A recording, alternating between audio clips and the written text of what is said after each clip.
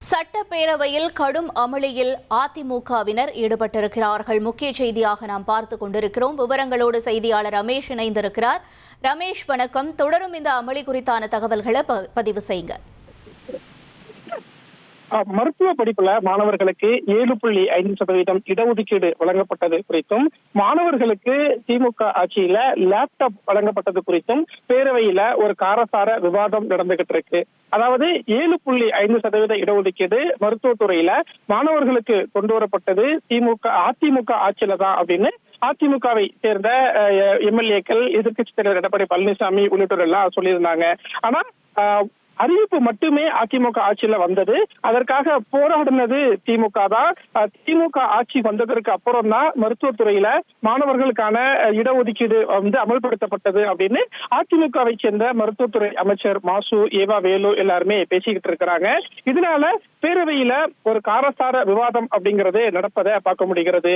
குறிப்பாக இந்த 7.5% இடஒதுக்கீடு அப்படிங்கிறது நான் முதலமைச்சரா இருந்தப்போ சட்டத்துல திருத்தம் கொண்டு வரப்பட்டது அப்படின்னு எதிர்க்கட்சி தலைவர் எடப்பாடி பழனிசாமி பேசுறத பார்க்க முடிந்தது.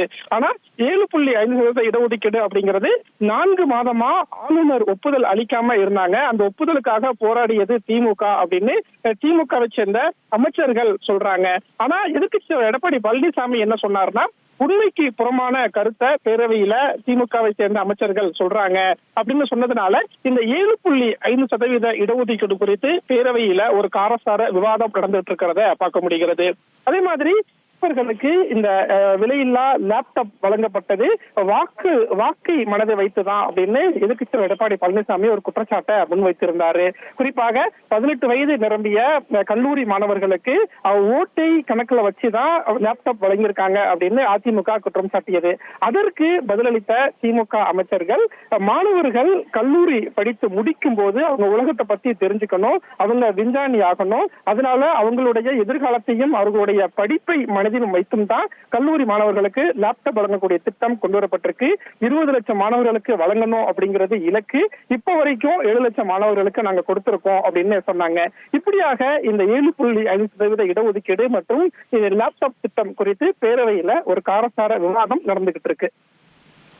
உங்களுடைய விரிவான பதிவுகளுக்கு நன்றி ரமேஷ். 1,26,00,000 மனங்களை வென்ற தந்தி டிவி யூடியூப் சேனல். தவிர்க்க முடியாத தம்ப்நெயில்ஸ், கலக்கலான கான்டென்ட்ஸ். நீங்களும் இந்த குடும்பத்தில் இணைய இப்பவே சப்ஸ்கிரைப் பண்ணுங்க.